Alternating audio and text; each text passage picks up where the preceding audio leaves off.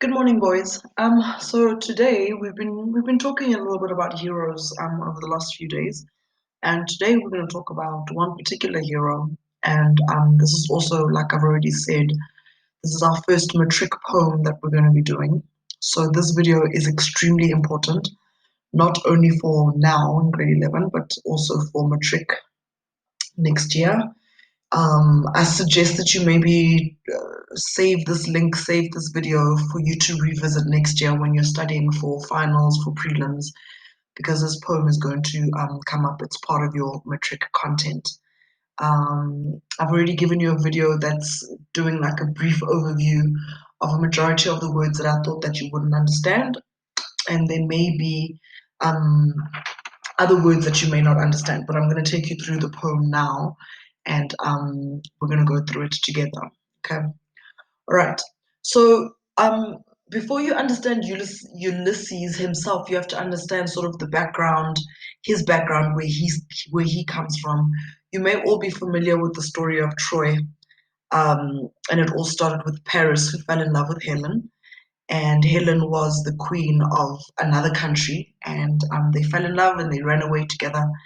And so Helen's husband was extremely, he had a bruised ego, and also, his woman was stolen, so that started a whole war.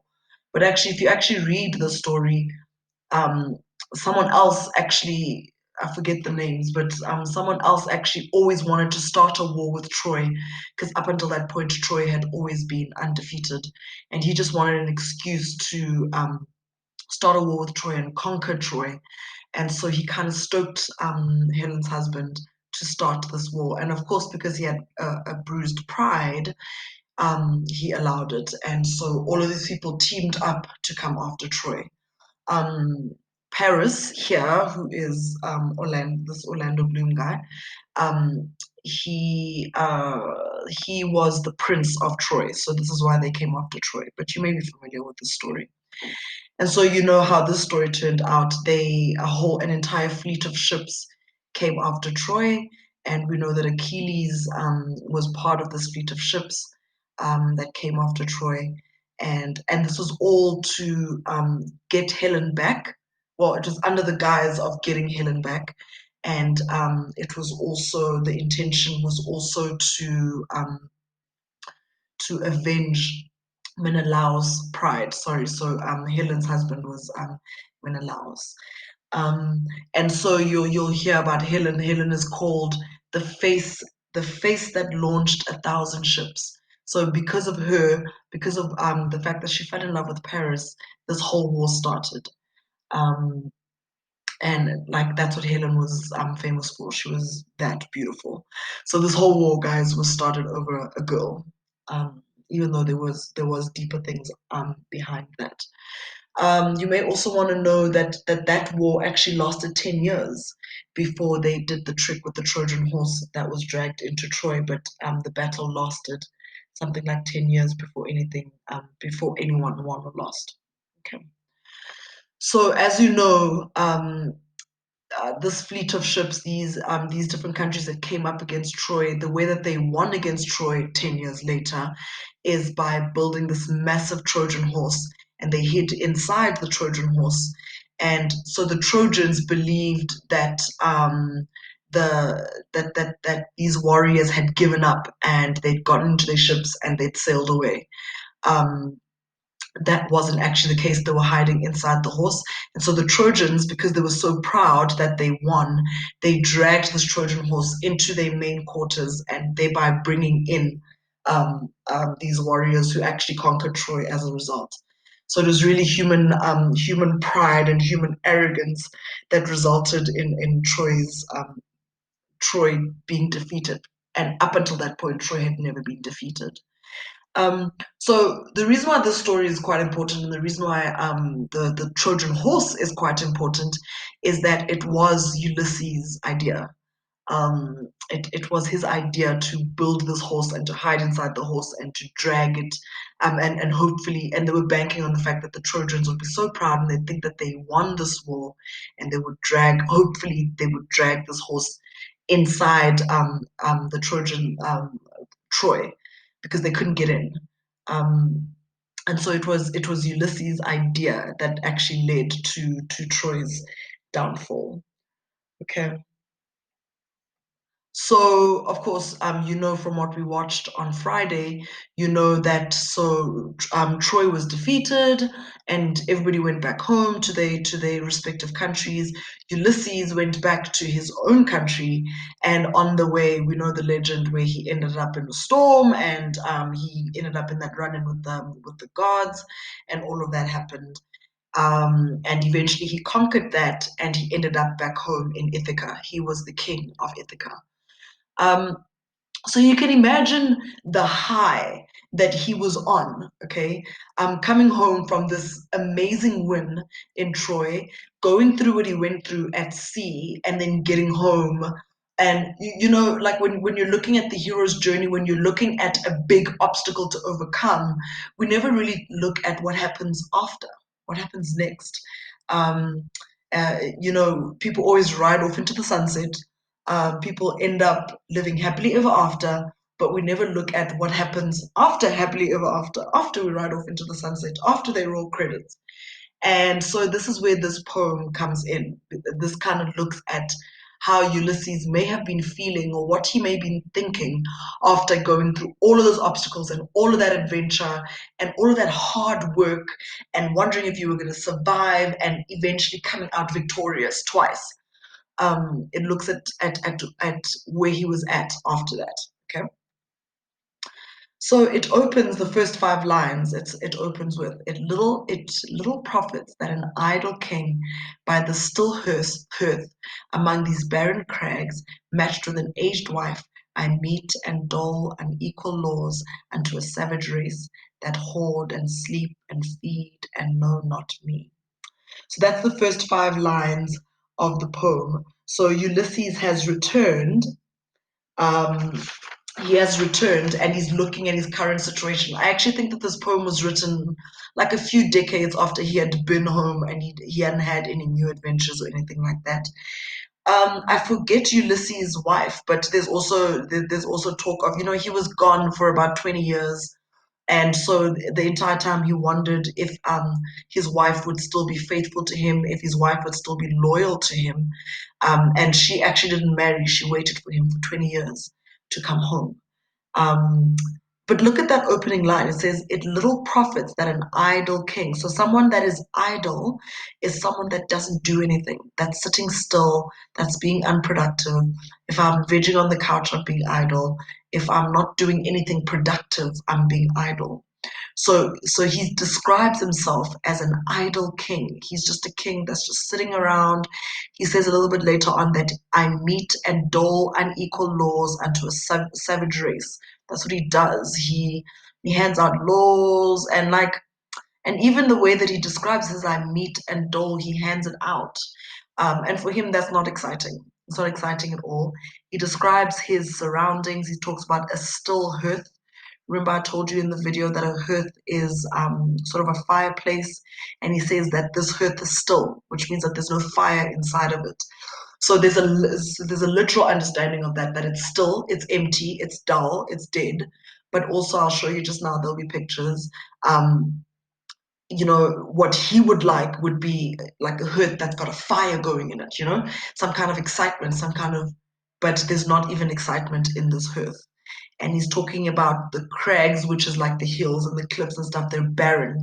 They're bare. There's nothing exciting in his surroundings. There's nothing exciting, nothing to look forward to, nothing. Like it's not a great time. And he talks about his like these are his surroundings, and on top of that, he's matched with an aged wife. Okay, so his wife is old, essentially, is what he's saying. So this is his situation at the moment. Is like his surroundings are dull, his wife is old, and all he does is he hands out laws. Like this is his life. And what's worse is if you look at the closing line, he says, I meet and dole unequal laws unto a savage race. So by calling them savage, he's calling his people, the people that he's ruling against, he's calling them uncivilized. He's calling them like it's almost like he looks down on them. So if he's calling them uncivilized and he looks down on what he does, then he probably thinks of himself as sort of superior. And he says that all they do is they hoard and they sleep and they feed. They just eat and sleep. When you hoard, you keep things. And hoarding also implies, like the connotation of hoarding is that you're keeping things unnecessarily. So a hoarder will normally, teachers can be hoarders. Like I tend to keep worksheets, and then I realized later that I've kept like 4 or 5 worksheets because, and I kept them in bits and pieces because I was like, I might need them. But guess what? I'll never go back and find that worksheet, and I'll never use that worksheet again. I have a bookshelf full of books that I'm like, yo, I might need this book, and I never read them. I never go back to them and read them or anything like that. To a certain extent, that's hoarding. It's keeping things that I don't actually need. And here he's implying on gathering wealth as well. So all they do is they gather wealth, they sleep, they eat. And by referring to it as hoarding, he also he doesn't admire that kind of living. He doesn't admire the kind of life that a lot of us live where we are accumulating wealth and we're just working and we're eating and we're sleeping. That's all that we're doing. That's life for us. He doesn't admire that. He doesn't see that as something admirable to do. And he even says in the closing line of the first 5 stanzas, he says, and know not me. They don't know me. And I think what he means here also, not only that, like they know him obviously because he's their king, but they don't know what he's about. They don't know where he's been. They don't know where his adventures have taken him. They don't know what he has conquered. They don't realize that he came up with the idea of this Trojan horse. He was that guy, and nobody knows who he is, you know. And I think that's what that's what he's feeling, and that's what he's thinking. Like people don't know, they don't realize, they don't fathom who he is and what he's about and how awesome he is. And so this is his life. He's like, guys, this is my life. Like, my life is useless. I am idle. I'm not going anywhere. I'm not doing anything. My wife is old and I just hand out laws. That's what my life has been reduced to. Okay. Like I said, there were going to be pictures. So here's an example of a hearth. This is probably his ideal hearth, like literally and figuratively. He says that his hearth is still. He wishes that there was a fire in his hearth and hearth. And I think that what he's also implying is that he wishes that there was some kind of excitement in his life as well.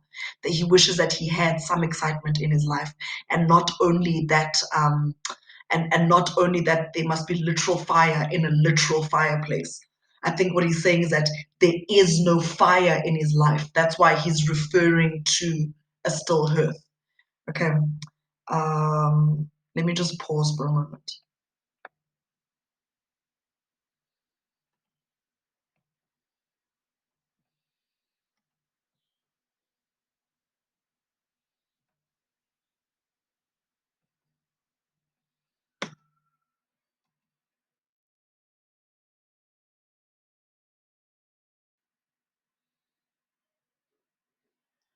So over here we see a still hearth. So this is a hearth where there's no fire carrying on. Again, I'm bringing back that metaphor that he is using, that he's likening his life to a lifeless hearth, that where nothing is happening, there's no fire, there's no excitement, there's no adventure, and he's not okay with that. Why is this thing not moving? Okay, let me just escape. I don't understand why it's not moving. There again, we've got images of the crags that we were talking about. Okay.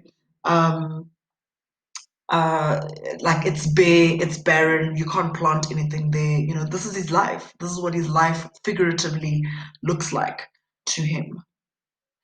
Right, and this is probably a representation of his wife and how his wife is probably sad about this whole thing. But like, put yourself in her shoes, though. I mean, she waited for this man for 20 years, and now he refers to her as his aged wife, like she's old. Um, yeah, men are trash.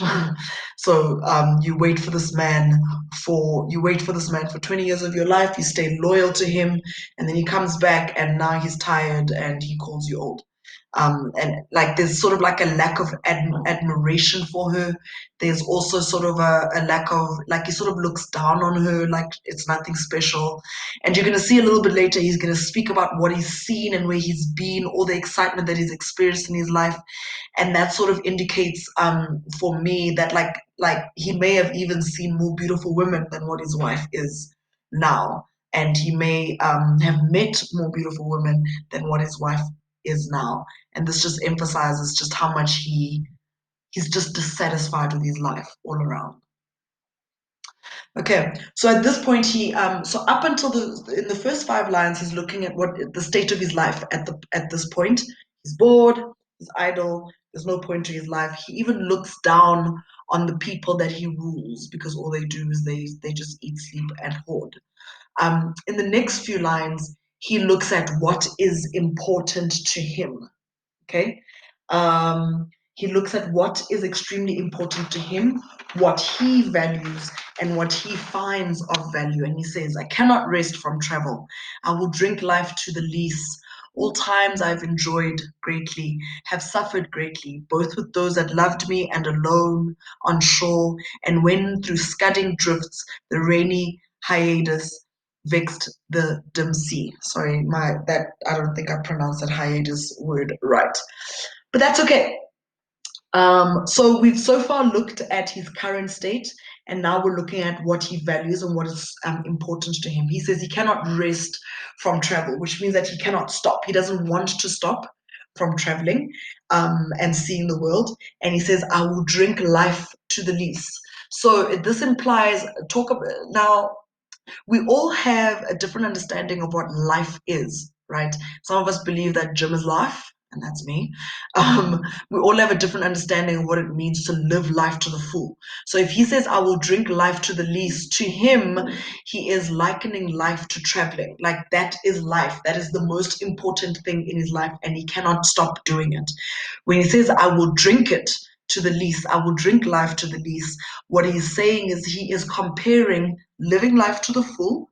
He's comparing it to drinking. So he's going to drink it, which means he's going to take it in. He's going to live his life.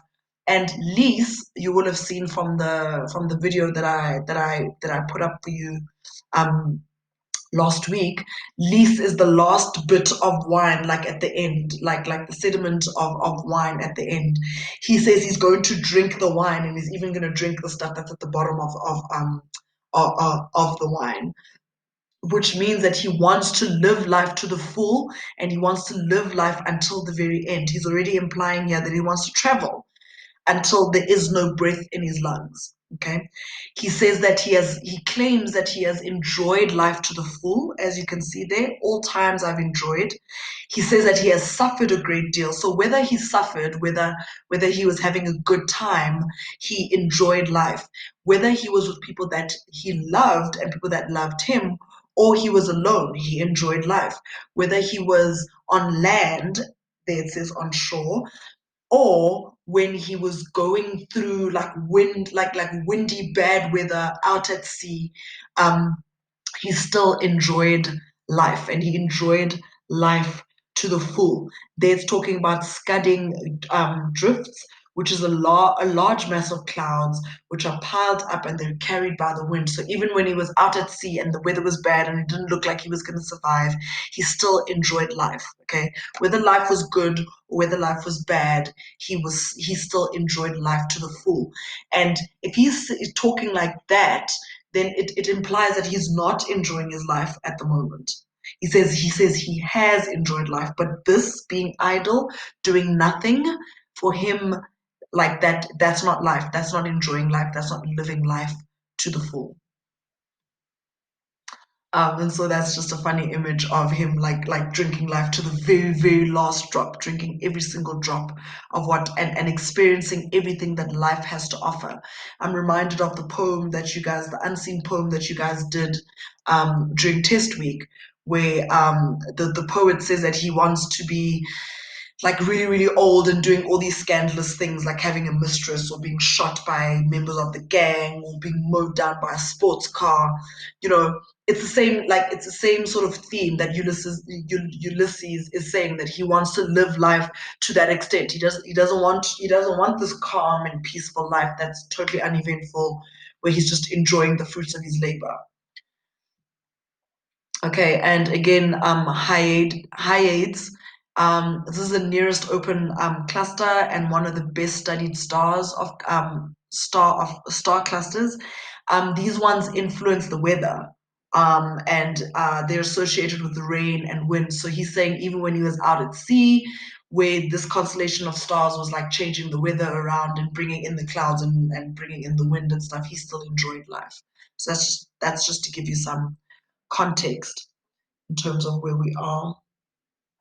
Okay. And that's just an image of, when the weather's bad and you're out at sea and everything seems so uncertain and dangerous. This is what he enjoys, and not these ragged sort of hills and this calm life where he dies of boredom, really. Okay. So at this point, now he's spoken about what is important to him. Okay. He's talking about what he values, what is important to him. And now he also talks about what he is famous for. That's why the opening line says, I am become a name. Okay. So when you become a name, it's the same as sort of making a name for yourself. When you make a name for yourself, when they say your name, people know who you are. Okay, so he says, I am become a name. I have made a name for myself, is what he's saying.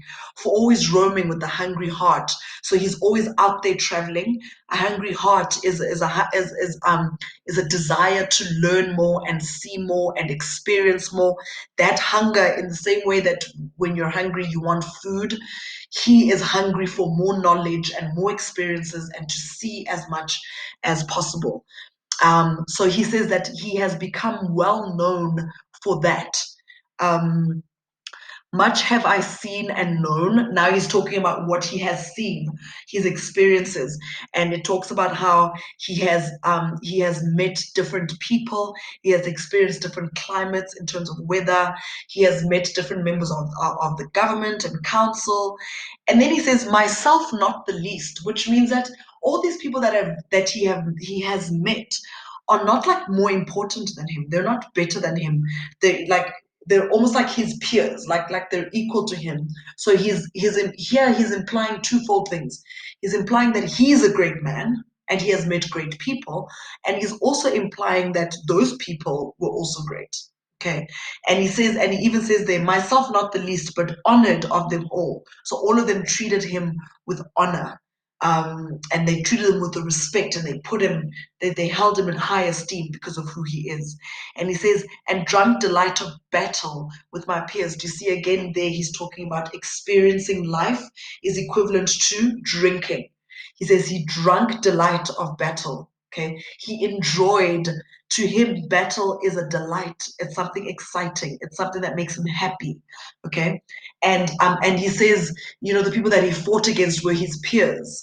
And I can't help but think of the Trojans. Like, so as much as they defeated the Trojans, they were his equals.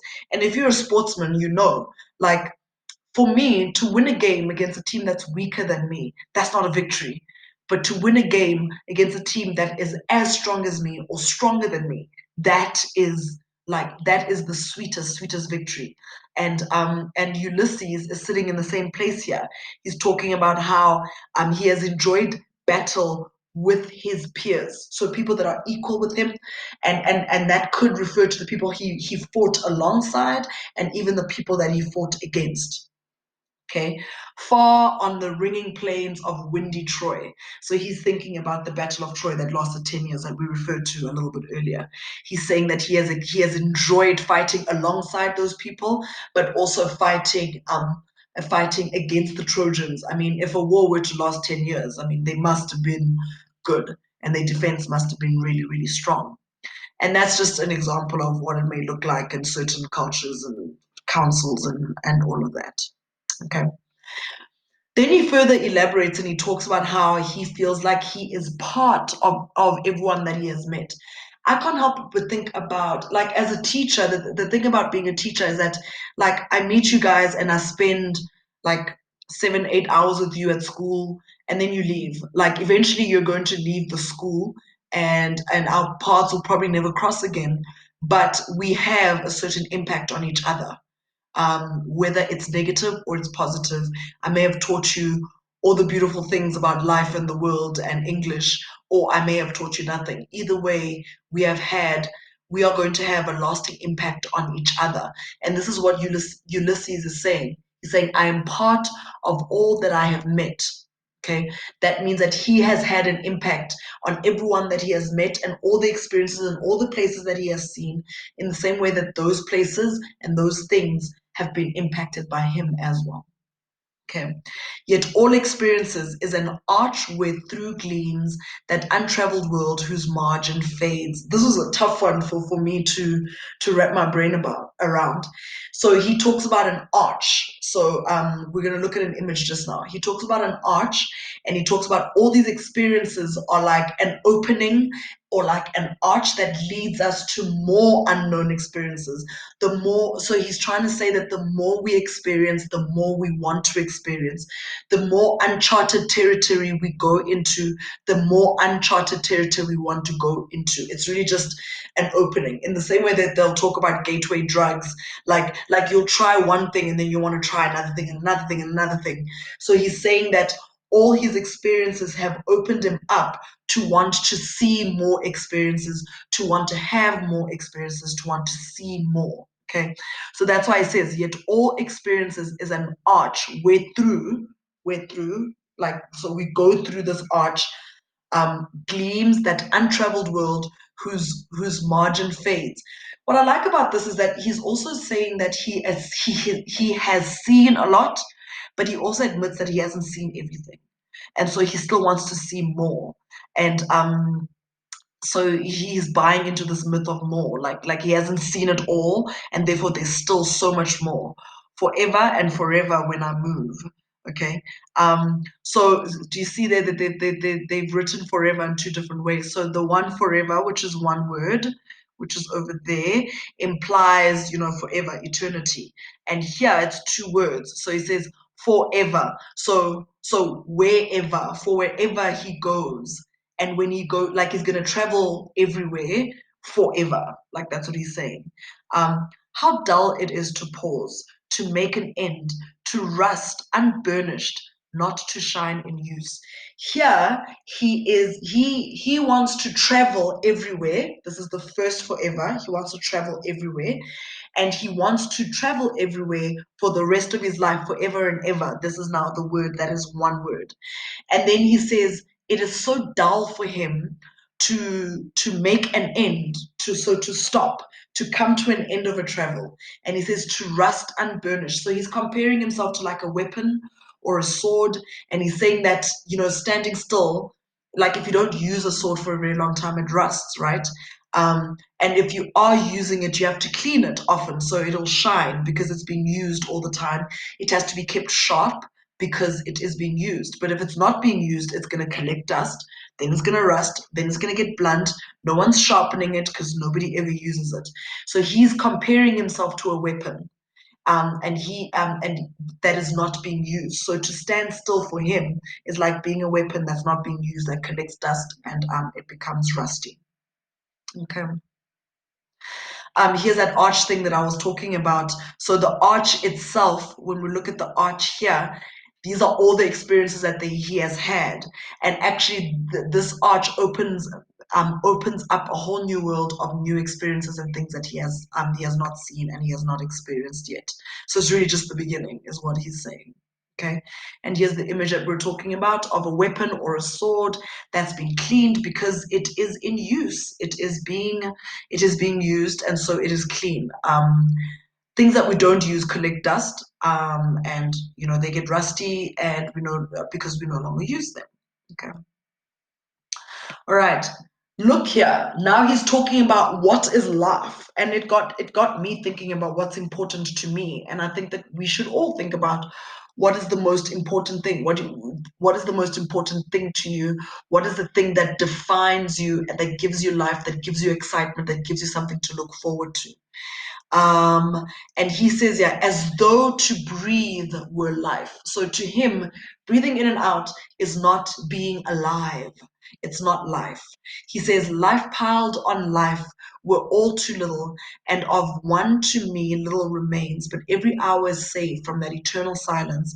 Something more, a bring of new things, and vile it were for some 3 suns to store and hoard myself and this grey spirit yearning in desire to follow knowledge like a sinking star beyond the utmost bound of human thought. So here he's saying that he's saying that life piled on life were too little. So what he's saying that even if he had 3 lifetimes, he was still not getting enough of life. Okay, so that's what he's saying. And he's saying that so he wants to spend every hour that he is saved from death allows him to experience something new. Okay, so so the longer we're alive, the more we have opportunity to experience something new. And so for him, that is life. Experiencing something new every day, all the time, every hour of the day.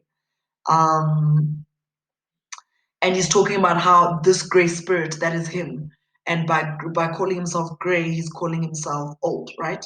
And he's still yearning in desire to follow knowledge. And so following knowledge, he is saying that following knowledge is like chasing a star that's sinking in the horizon. So, okay, so he has looked at his current situation, he's looked at where he's been, he's looked at what he values, he's looked at what his definition of life is. So, what happens now? Like, so what's the plan? Is he just going to sit and complain, or is he going to do something about it?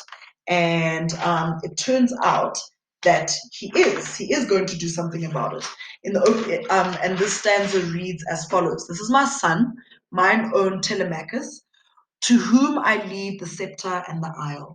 Well loved of me, discerning to fulfill this labor, by slow prudence to make mild a rugged people, and through soft decrees subdue them to the useful and the good.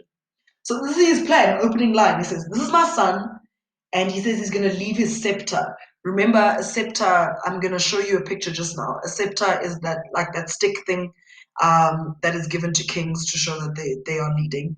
He said that he's going to leave his scepter to him, which means that he wants to leave his kingdom to him, to his son. So his son is going to take over. Um, and one would think, after all this complaining that he has done, and after all of this saying that, his life is dull and life is boring, his wife is boring, everything is boring, and he just wants to experience some excitement, you would think that he would dump his kingdom on the first person that comes. But look here what he says in line 3 of this stanza. He says, well loved of me. So he loves his son. And he says, discerning. So if someone is discerning, they use good judgment. Okay. Um, so he will fulfill the role with good judgment. And then he says, by slow prudence to make mild a rugged people. He called them a savage people at first, and now he's calling them a rugged people. So he's still calling them like uncivilized, and they need to be ruled, and they need to be. So it is the role of being king over his people is still necessary to Ulysses. He just doesn't want to be the one that does it. And he believes that his son has good judgment, so he's discerning, but also he has slow prudence, which means that like he's very cautious and he thinks things through and he's very careful.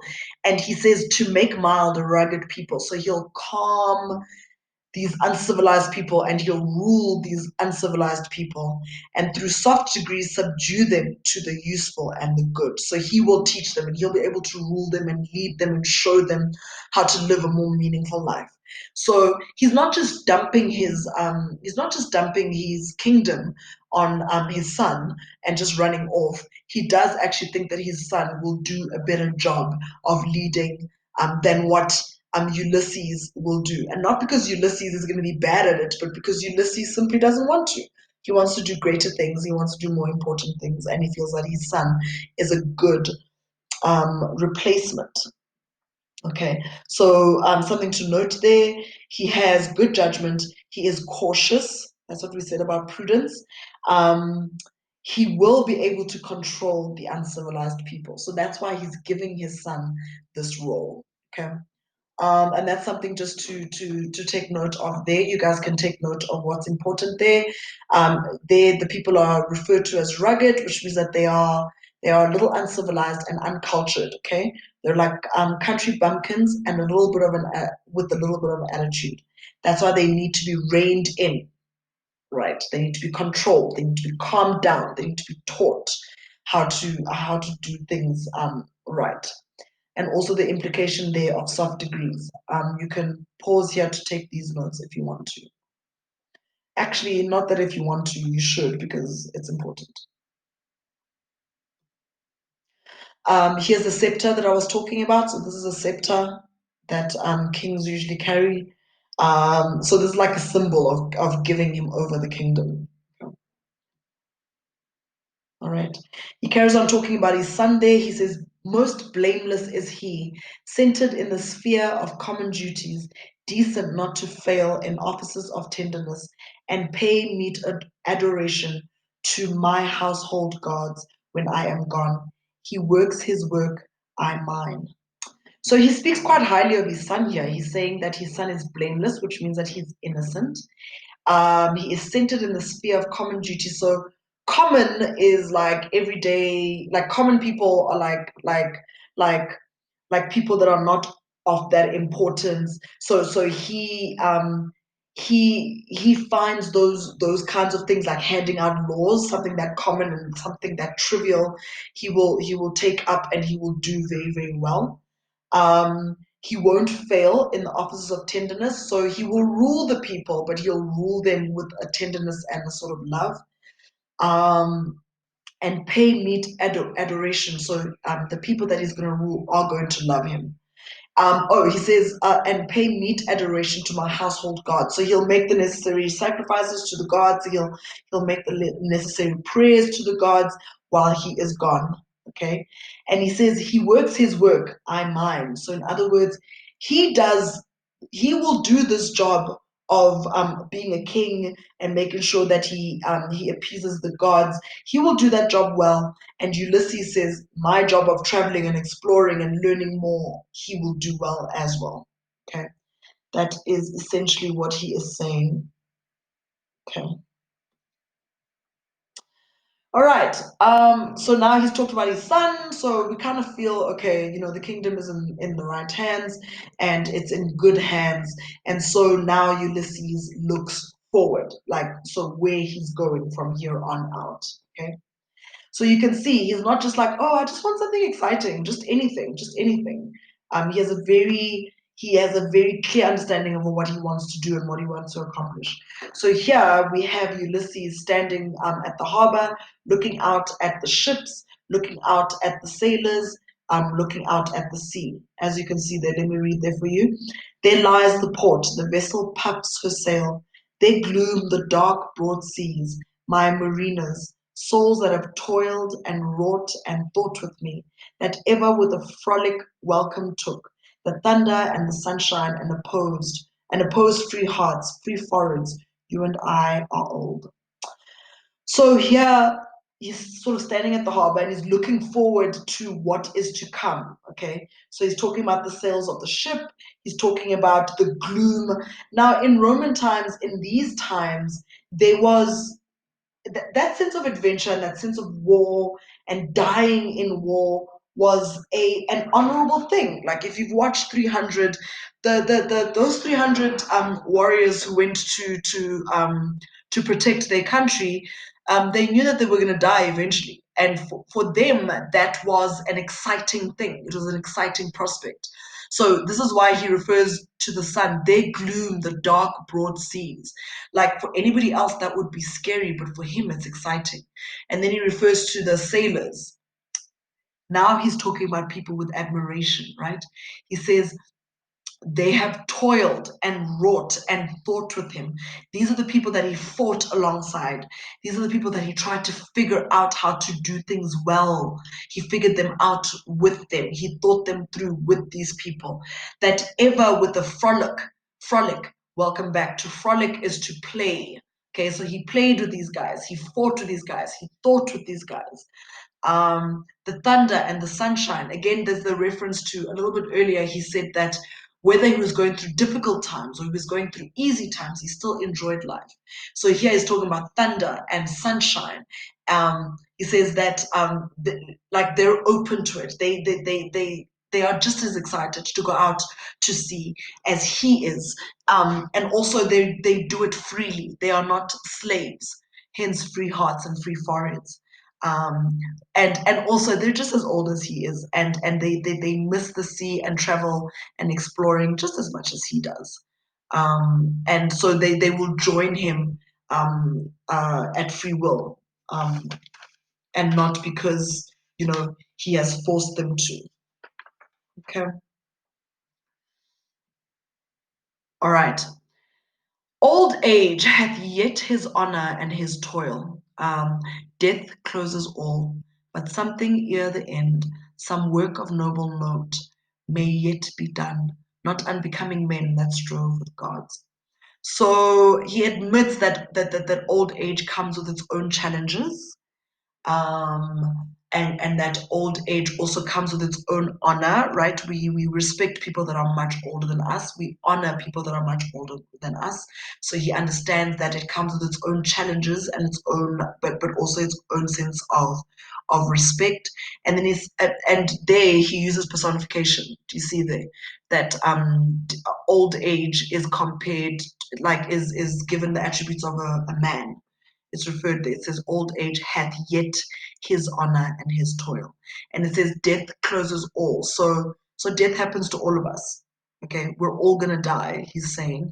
But something ere the end, ere there means before. Okay, so something before the end, some work of noble note. So he wants to do something that's admirable, something that's noble before he dies, and literally just before he dies, not like for him, it doesn't satisfy him that he stays at home and he dies when the Battle of Troy happened decades ago and the travel back home happened decades ago. He wants to do something now. He wants to die in honor. Okay, and not unbecoming men that strove with gods. Let me just see what that says. Old age has its own challenges. There is still a lot to accomplish before death. That's what he's saying. And yeah, he wants to be known as the guy that that fought alongside God's little G. Okay. The light begins to twinkle from the rocks, the long day wanes, the slow moon climbs, the deep moans round with many voices. Come, my friends, 'tis not too late to seek a newer world. Push off, and sitting well in order smite the sounding furrows, for my purpose holds to sail beyond the sunset and the baths of all the western stars until I die. So here he's talking about, they're almost like he's like sort of like painting the scene of them sailing off into the sunset, right? Because he's talking about how the light twinkles from the rocks. He talks about how the long day wanes. When something wanes, it dies out, it fades. So as the day ends, okay. But also I can't help but feel like because he is old and all these sailors are old, all these people that are going to be traveling, everybody's old here. Um, so I think that the day here could also, one can argue that it could refer to a life, right? And if the long day is coming to an end and it's fading, literally, because they're riding off into the sunset, it also means that their lives are coming to an end as well. They've lived a very long life, and now that life is fading because they're old. So they're getting older and older and older. So their life is waning. It's becoming like with less vigor. Okay, so he says, come, my friends, tis not too late to seek a newer world. It's never too late to experience new things. It's never too late to find a new adventure, to experience a new place. So he says, let's push off. He's referring to the sea, to the ships. pushing them off the harbor. Sitting well in order smite, referring to the rowing. Sounding furrows, for my purpose holds. So that word purpose could have two meanings. So the one meaning could be purpose in terms of destiny. It is my destiny. My destiny holds. In other words, my destiny still stands to sail beyond the sunset and the baths of all the western stars until I die. He doesn't want to ride into the sunset, into an ending. He wants to ride beyond the sunset. He wants to find out what is past the sunset. Okay, it's obviously it's obviously an impossible thing, but he wants to accomplish it. He wants to go all the way to past the sunset, to see what is past the sunset. Okay, so there he's talking about his destiny. That is his destiny, that is his fate. But what he also means by purpose is intention. Okay, so his intention still stands. Okay, he intends to sail until he finds what's beyond the sun. Okay, so this is like a sense of impossibility, and he's probably going to die before he even reaches the sun, but at least he's going to die heading in that direction, if you know what I mean. Okay, so there's that beautiful depiction of like riding off into the sunset, and just seeing more and experiencing more. Okay. It may be It may be that the gulfs will wash us down.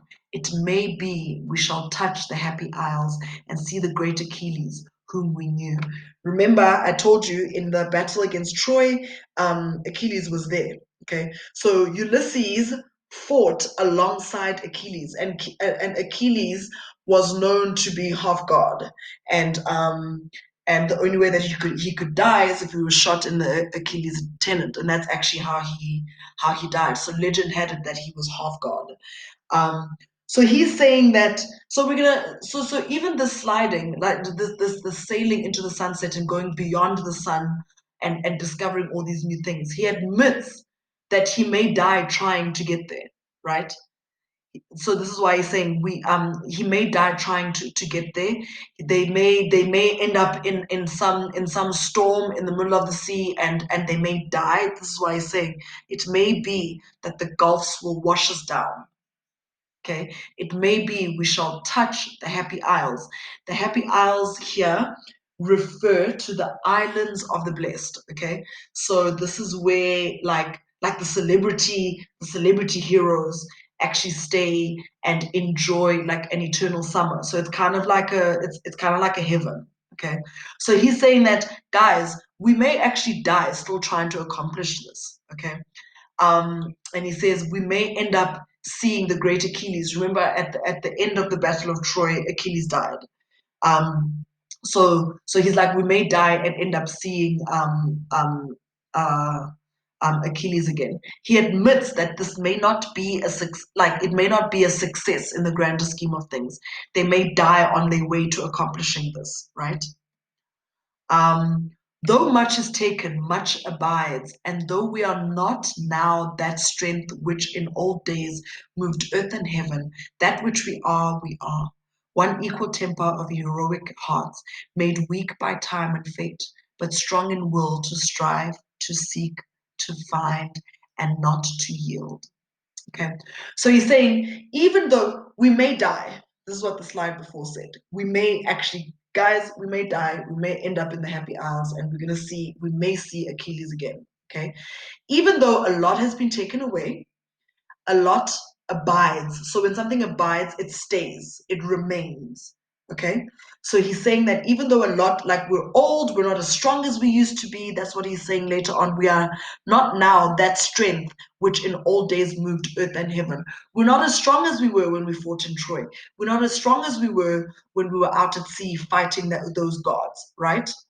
But what we are now is what we are. We are. He's saying that we may not be physically strong like we used to be, but we have a shared temperament, a shared intention, a shared thought, and that is courage. We're still courageous, so we can still do this. So they're made physically weak, by time and destiny, of course, because it's inevitable. We're all going to get old, and we're not going to be able to do what we used to do when we were younger. But their wills are going to be strong. So you see that line, made weak by time and fate. So time passing, getting older, has made them weak physically because they're getting older, but also destiny. That's how it was supposed to be. We're supposed to get older and weaker. But he's saying that even though physically they're weak, in terms of their will, in terms of their mental state, they are strong. Okay, and they are strong enough to keep fighting and to keep looking, and to keep finding new experiences, and never to give up. That's what it means to yield. To yield is to give in, is to give up.